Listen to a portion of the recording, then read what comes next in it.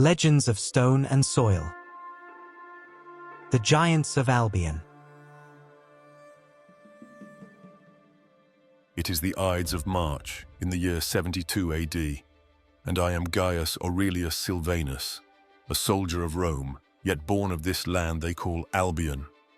Taken young and trained under the eagle's shadow, I was raised to see these hills and forests as a territory to be conquered. Rome taught me to march without fear, to wield a sword without question. But here, as we advance further into Albion's mist-laden valleys, I feel a weight that no training can dispel, a presence that seems woven into the land itself. The people here speak in soft tongues of guardians older than memory, giants named Gog and Magog, protectors of Albion. These beings, they say, are bound to the soil and stone, loyal to this land in a way no man could be. When I first heard these tales, I laughed along with my comrades. Rome has little patience for superstition, yet as we press deeper, the stories seem to cling to the air, thick as the mist, growing harder to ignore. Even my comrades, who would normally mock such things, have grown silent, casting glances at the hills as if expecting something to emerge from the shadows. Each night, as we make camp, I feel the presence of these tales press in close, gnawing at the back of my mind. A strange stillness fills the night, and every step seems to echo louder than it should. I wonder if Albion herself watches us through the dark, unwilling to yield, her ancient guardians stirring beneath our feet. As we moved deeper into Albion, we came upon a village shrouded in silence, tucked between green hills that rose like ancient walls around it. The thatched roofs of the cottages seemed huddled close, as though they too sought protection from some unseen force. Smoke from hearth fires drifted lazily into the grey sky, mingling with the mist that clung to the ground. The air was thick with the scent of damp earth and wood smoke, a smell that seemed as old as the land itself. Like and subscribe. The villagers stood at the edges of the road, wary-eyed and quiet, watching us with suspicion as we passed. Their lips moved in hushed murmurs, words we could not hear, yet that left a charge in the air. Some clutched small charms made of bone and woven twine, worn from years of handling, while others offered barely a glance, their faces shadowed and guarded.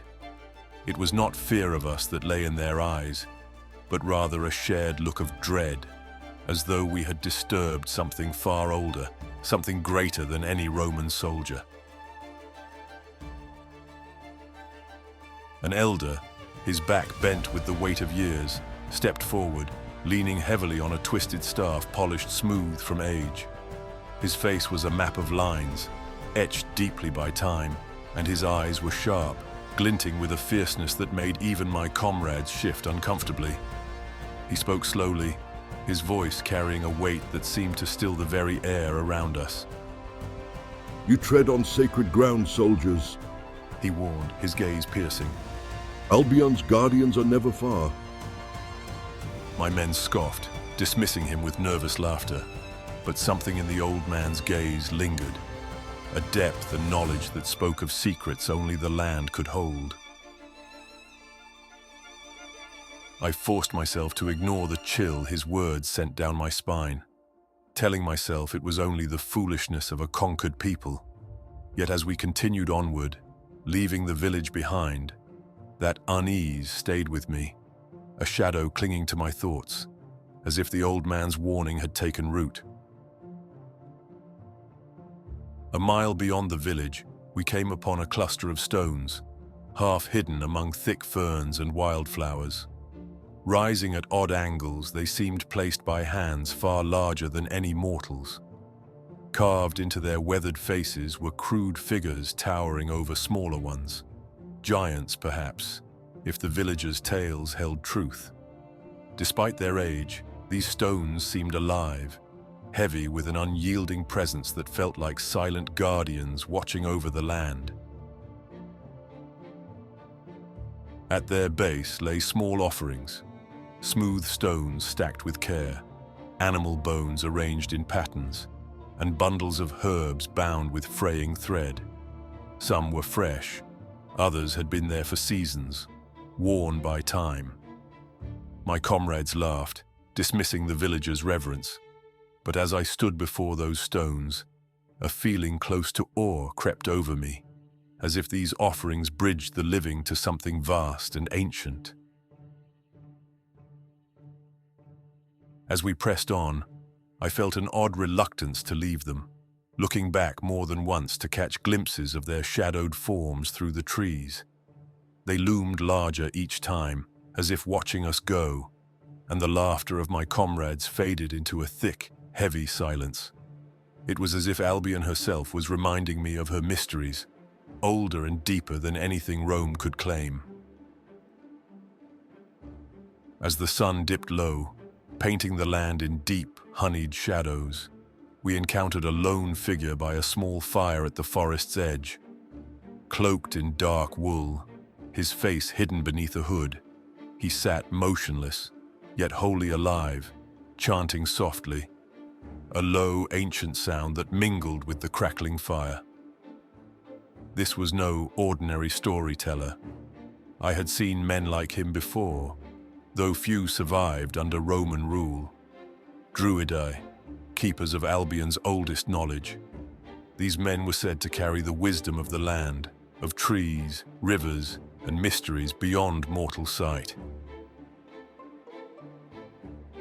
I found myself drawn to sit beside him, compelled by a quiet strength that radiated from him like the fire's warmth. My comrades lingered nearby, uneasy but unable to turn away. The druid seemed untouched by time, a living bridge between Albion's past and present. After a long silence, he spoke, his voice a low hum that held a weight beyond words. "You've heard of Albion's guardians?" he asked, and I nodded. He continued, weaving his words like a spell. "Gog and Magog," he began, "were here long before men. They were born of Albion's stone and soil, her rivers and skies, walking the land as protectors, not destroyers, guardians keeping balance between earth and sky. But they did not merely roam," he whispered, leaning close, his hand gesturing toward the hills. "The circles at Avebury and Stonehenge, they are markers, placed by giants to honor land and heavens. Aligned with stars, they testify to Albion's bond with her guardians." A chill ran through me, as if the earth beneath us held its breath. His voice softened, almost a murmur. "Disturb these places, and you disturb the giants. They do not sleep forever. They wait, watching for when Albion calls them again." His words lingered like smoke in the air, and I shivered, though the fire still burned warm beside me. That night, as we lay wrapped in our cloaks beneath a sky scattered with stars, sleep evaded me. The wind carried strange sounds from the darkness, deep and rhythmic, like the echo of footsteps across the hills. I strained to listen, telling myself it was nothing, just the night playing tricks. Yet I couldn't shake the sense of something heavy pressing in around us, something alive within the land itself. My comrades muttered in low voices, glancing uneasily at one another. "Do you hear that?" One asked, his tone uneasy. Another scoffed, trying to brush it off, but even he couldn't hide the edge in his voice. We were Roman soldiers, hardened by training. But here, in the heart of Albion, the vastness of the land seemed to dwarf our confidence. When dawn broke, we found them. Enormous footprints, half filled with water, stretching across the muddy ground. They were far too large for any man or beast, each print deep enough to show that whatever made them was heavy and deliberate. The tracks led into the mist, disappearing beyond sight, and for a moment I stood frozen, wondering if it was Albion itself, or her guardians that had walked beside us in the night. We pressed forward in silence, every trace of laughter and bravado left behind on the twisting path. The morning fog clung thick around us as we climbed a ridge, each step carrying a weight none of us dared to name. And then, as we reached the summit, the mist parted, giving way to a view of the valley below, bathed in the pale, eerie light of dawn. It was there, emerging from the depths of the mist, that I saw them. Two colossal figures strode through the valley, their forms half-shrouded yet unmistakably real. They were giants, towering far beyond mortal height, their bodies shadowed but solid, dark as iron against the ghostly light. The first hints of sunlight cast faint, glimmering outlines along their massive limbs, as though the very earth had risen to life. Their skin, if it could be called such, looked like stone and bark woven together, rough-hewn and ancient, bearing the scars of eons.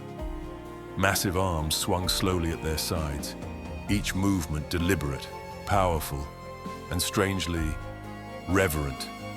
They seemed less like men and more like the land itself given shape and purpose. These were Gog and Magog, the fabled guardians of Albion, legends I'd dismissed as mere tales.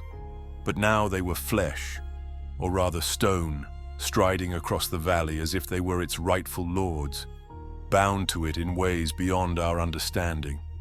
My breath caught, and a cold sweat prickled along my skin. Their faces were broad and ancient, their eyes dark as midnight pools, carrying a weight of knowledge that seemed to reach back to the dawn of time itself. In their gaze was a wisdom that spoke of an understanding deeper than any empire, a connection to Albion that ran in its roots and rivers, in its hills and stones. My heart hammered as I stood frozen, unable to tear my eyes away. They moved with a slow, solemn grace, their massive feet pressing deep into the ground with each step, leaving prints that seemed to burn into the earth. Every footfall was a reminder of their power, echoing across the valley like the beat of some primordial drum. My comrades, who just yesterday had laughed at tales of giants, now stood motionless, faces drained of color, their weapons forgotten in limp hands. None dared make a sound. It was then that I realized these beings cared nothing for us. They did not even see us. We were mere ants to them, specks of dust on the surface of their world. And yet, in that indifference, I sensed a truth. These giants were not merely guardians of Albion. They were Albion. They were the spirit of the land itself, awake and aware, unbreakable and unyielding, bound to no one and beholden to no conqueror. The ground beneath us seemed to pulse with their footsteps, as though the earth itself shared in their march. In their presence, Rome felt small and fragile, a passing shadow against Albion's ancient and undying strength. As I stood there, a chill gripped me, a sense that we had trespassed somewhere sacred, somewhere beyond any mortal's right. And as they passed, disappearing once more into the mist, the valley grew still, yet their presence lingered, etched into the air, a reminder that Albion's guardians were eternal, and that they were watching. When we finally turned back, there were no words. Each man walked in silence, his mind somewhere beyond the path, lingering on what he'd seen. The faces of my comrades, hardened men who'd laughed at talk of Albion's myths, were pale, their expressions hollow. I felt it too, the weight of what we'd witnessed pressing down, reshaping everything I thought I knew. My mind churned, reaching for an explanation, but the truth was simple, undeniable, and far beyond words.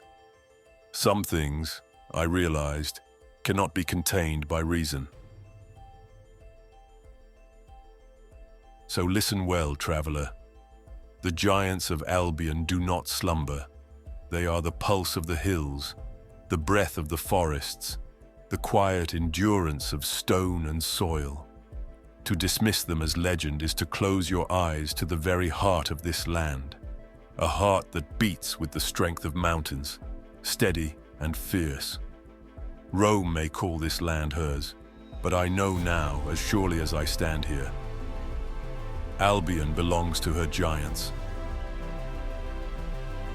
So tread carefully. Know that these hills are watchful, these valleys are steeped in memory.